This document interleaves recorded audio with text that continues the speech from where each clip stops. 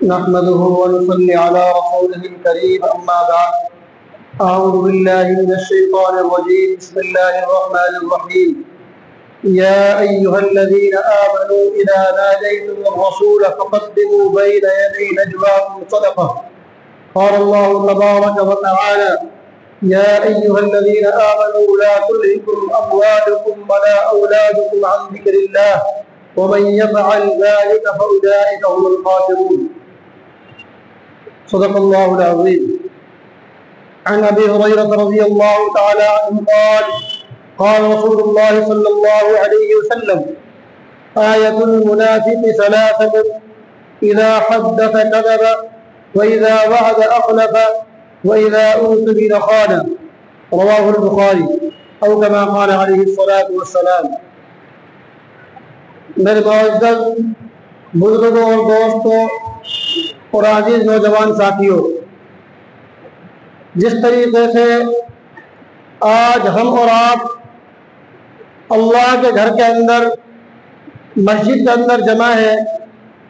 یہ نظام بعینہ ہی محمد رسول اللہ صلی اللہ علیہ وسلم سے چلا ہوا آ رہا ہے۔ محمد رسول اللہ صلی اللہ علیہ وسلم بھی اپنے صحابہ کرام کے ساتھ اس طریقے سے نماز کے لیے بقیہ دیگر دینی مجالس میں شریک ہوا کرتے تھے، بیٹھتے تھے اور دینی مجلسوں کا انعقاد کیا جاتا تھا۔ محمد رسول اللہ نصیحتیں فرماتے تھے، اس لیے کہ مومن کو نصیحت کا سننا اور کرنا نفع دیتا ہے۔ تو میرے عزیز و میرے بھائیوں، کافی لمبے عرصے تک یہ نظام چلتا رہا۔ آخر میں محمد رسول اللہ صلی اللہ علیہ وسلم جب دنیا سے تشریف لے گئے تو اللہ تبارک و تعالی نے یہ ذمہ داری علماء کے ذمہ لگا دی کہ انبیاء کرام علیہ السلام جس کام کو انجام دیا کرتے تھے، اس ذمہ داری کا انعقاد، اس ذمہ داری کو سنبھالنے والے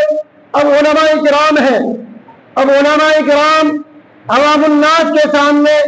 قال اللہ اور قال الرسول کی صدائیں لگاتے ہیں اور محمد رسول اللہ کے پیغامات کو سناتے ہیں اور اللہ تبارک و تعالیٰ کے احکامات کو بیان کرتے ہیں، تاکہ مومنوں کے سامنے، مسلمانوں کے سامنے ان کی فضیلتیں، ان کی وعیدیں آئیں اور وہ اپنے حالات کو بدلنے کی کوشش کریں، جس طریقے سے صحابہ کرام کرتے تھے۔ پہلے میں آپ حضرات کو جو میں نے حدیث پڑھی ہے اس کا مفہوم سمجھا دینا چاہتا ہوں کہ میرے بھائیوں اور میرے عزیزوں اور میرے بزرگوں، حضرت ابو ہریرہ رضی اللہ تعالیٰ عنہ سے یہ حدیث نقل کی گئی ہے، آپ اس کے راوی ہیں کہ محمد رسول اللہ صلی اللہ علیہ وسلم نے ارشاد فرمایا آیت المنافق ثلاثۃ اذا حدث کذب وَإِذَا وَعَدَ أَخْلَفَ وَإِذَا أُؤْتُمِنَ خَانَ، کہ محمد رسول اللہ صلی اللہ علیہ وسلم نے منافقین کی تین نشانیاں بیان فرمائی ہیں۔ منافقین کی وہ جماعت جو محمد رسول اللہ صلی اللہ علیہ وسلم کے سامنے بھی موجود تھی، آپ کو اتنا خطرہ کفار و مشرکین سے نہیں تھا جتنا منافقین سے رہتا تھا۔ منافقین جو ہے، لکھا تفسیر ابن کثیر میں کہ محمد رسول اللہ کی دینی محفلوں کے اندر شریک ہوا کرتے تھے صحابہ کرام کے ساتھ، مومنین کی جماعت کے ساتھ، تو بعض مرتبہ ایسا ہوتا تھا کہ اللہ کے نبی علیہ السلام کو خدشہ ہوتا تھا، آپ پریشان ہوتے تھے، آپ غمزدہ ہوتے تھے کہ کہیں ایسا نہ ہو کہ کوئی منافق میرے اوپر جو ہے حملہ کر دے۔ آپ ہوشیار رہتے تھے اور باخبر رہتے تھے۔ تو میرا عزیزوں، دوسرا کام منافقین یہ کرتے تھے کہ محمد رسول اللہ کی مجلسوں کے اندر آیا کرتے تھے اور محمد رسول اللہ کی دینی باتوں کو سنتے تھے اور سمجھتے تھے۔ جب ان باتوں کو سنتے تھے، سمجھتے تھے، تو وہاں سے جانے کے بعد میں محمد رسول اللہ کی بیان کی ہوئی باتوں کو توڑ مڑوڑ کر لوگوں کے سامنے غلط بیان کرتے تھے یہ کام منافقین کی جماعت کرتی تھی۔ تو میرے عزیزوں، میرے مسلمانوں، میرے بھائیوں، میں آپ کو یہ بتلا دینا چاہتا ہوں، محمد رسول اللہ صلی اللہ علیہ وسلم نے اللہ تبارک و تعالیٰ سے یہ دعا کی اور یہ کہا کہ باری تعالیٰ وہ ایسا نظام قائم کیجیے تاکہ مجھے معلوم چل جائے کہ اس محفل کے اندر، اس مجلس کے اندر کون منافق ہے اور کون مومن ہے۔ تو میرے بھائیوں، محمد رسول اللہ کی دعا قبول ہوئی اور فوراً جو ہے جبریل امین تشریف لائے اس آیت کو لے کر جو میں نے ابھی پڑھی ہے، یا ایھا الذین آمنوا اذا ناجیتم الرسول فقدموا بین یدی نجواکم صدقہ۔ اللہ کا حکم نازل ہو گیا، اللہ نے ارشاد فرمایا، اللہ نے جو ہے کہا کہ نبی جی آپ لوگوں کے اندر یہ اعلان کر دو کہ اے مسلمانوں، اے مومنوں کی جماعت، اے قوم کے غیور مسلمانوں، جب تم اللہ کے نبی علیہ السلام سے ملنے کا ارادہ کرو، ملاقات کرنے کا ارادہ کرو،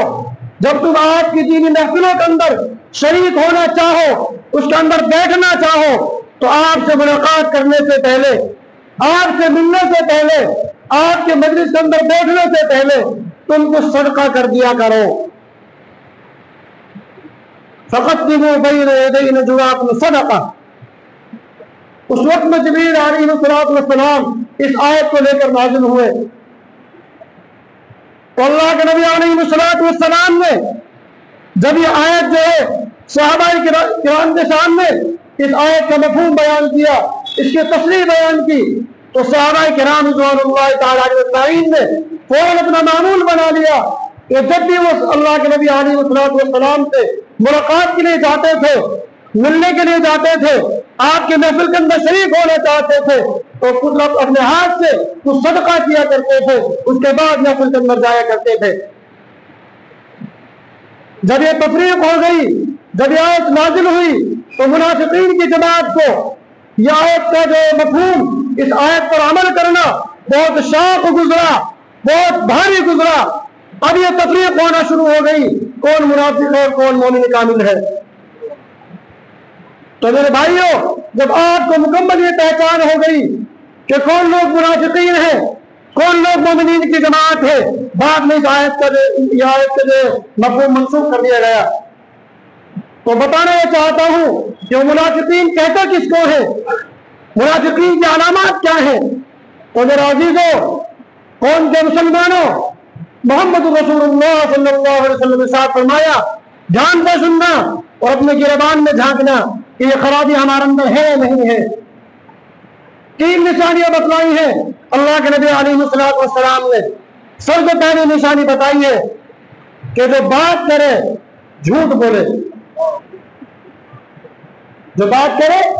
جھوٹ بولے۔ عن ابی ہریرہ رضی اللہ تعالی عنہ قال قال رسول اللہ صلی اللہ علیہ وسلم آیت المنافق ثلاثۃ اذا حدث کذب، جب بات کرے تو جھوٹ بولے۔ دوسری نشانی بتائی وَإِذَا وَعَدَ أَخْلَفَ، جب کسی سے وعدہ کرے وعدہ خلافی کرے، وعدے کی خلاف ورزی کرے، اس کو اہمیت نہیں دے، یہ سمجھ کر ڈال دے کوئی بات نہیں، کل دیکھ لیں گے، پرسوں دیکھ لیں گے، اس کی خلاف ورزی کرے۔ وَإِذَا أُوتُمِنَ خَانَ، تیسری نشانی بتائی جب کوئی امانت اس کے پاس رکھوائی جائے اس کے اندر خیانت کرے۔ تو میرے بھائیوں، اس آیت کی تفسیر اس حدیث کے مفہوم میں لکھا ہے وَإِذَا أُوتُمِنَ خَانَ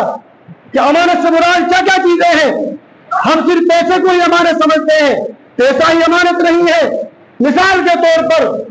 اگر میں نے کسی کو کوئی بات کہی اور یہ کہہ دیا کہ اس کو آگے شیئر نہیں کرنا ہے، آگے نہیں کہنا ہے، یہ بھی امانت ہے۔ بہت ساری قسم امانت کی لکھی ہے۔ اور میرے بھائیوں، مجھے اجازت دو، اگر میں آگے بڑھ کر کہہ دوں تو آپ کو برا لگے گا، اللہ کرے اللہ ہم سب کی اصلاح فرمائے۔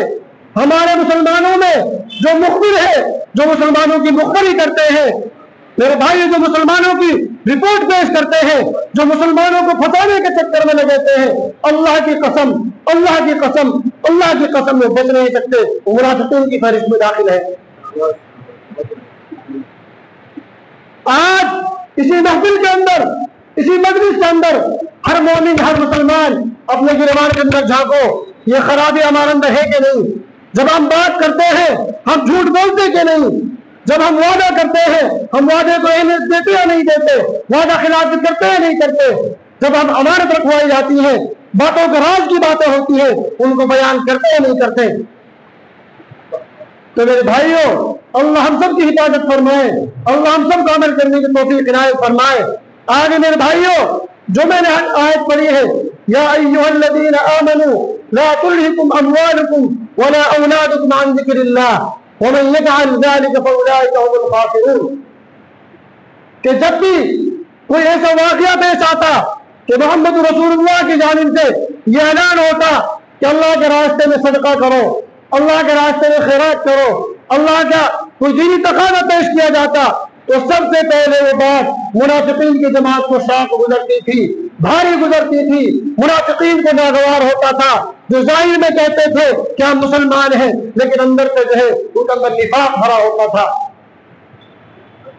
آج دیکھ لیجئے میرے بھائیوں، آج ہمارے کاروبار، آج ہماری شادیاں، آج ہمارے دنیا کے رسم و رواج، ہم ان کے اندر کتنا خرچہ کرتے ہیں۔ اگر ہماری بچے کی شادی ہوتی ہے، بچے کی شادیاں ہوتی ہیں، تو ہم محمد رسول اللہ کے طریقے کے خلاف 1 روپے کے کام کو لاکھ روپے میں انجام دیتے ہیں، 1 لاکھ روپے کے کام کو کروڑوں روپے میں انجام دیتے ہیں۔ میرے بھائیوں، یہ محمد رسول اللہ کے طریقے کے خلاف ہوتا ہے۔ اور جب ہمارے سامنے دینی تقاضوں کا مسئلہ آتا ہے، دینی تقاضے پیش کیے جاتے ہیں، مدارس کا اعلان ہوتا ہے، مسجدوں کا اعلان ہوتا ہے، تو ہماری زبان سے نکلتا ہے ہمارے کاروبار نہیں چلتے، ہماری ملازمت نہیں چلتی، ہمارے جو کاروبار ٹھپ پڑے ہوئے ہیں، ہمارا ہاتھ تنگ ہے۔ میرے بھائیوں، یہ بات آپ مجھے اور آپ کو بتا سکتے ہیں، لیکن اللہ جو حکم الحاکمین ہے وہ ہمارے کاروبار کو جانتا ہے، وہ ہماری ملازمت کو جانتا ہے، وہ ہماری نیتوں کو جانتا ہے، اس کی نیت کیا ہے۔ اس لیے اللہ نے ارشاد فرمایا اس آیت کے اندر، یا ایھا الذین آمنوا لا تلہکم اموالکم ولا اولادکم عن ذکر اللہ، کہ مسلمانوں، اے مومنوں، کہیں ایسا نہ ہو کہ تمہارا مال اور تمہاری اولاد تمہیں اللہ کے ذکر سے، اللہ کی یاد سے غافل نہ کر دے۔ تو اس لیے میرے بھائیوں، قوم کے مسلمانوں، آج یہ بات طے کرو کہ انشاءاللہ جو 3 باتیں بتائی گئی ہیں ان کے اندر ہم مکمل طور پر عمل کرنے کی پوری کوشش کریں گے۔ اللہ کرے بات میرے اور آپ کے سمجھ میں آ جائے، وما علینا الا البلاغ۔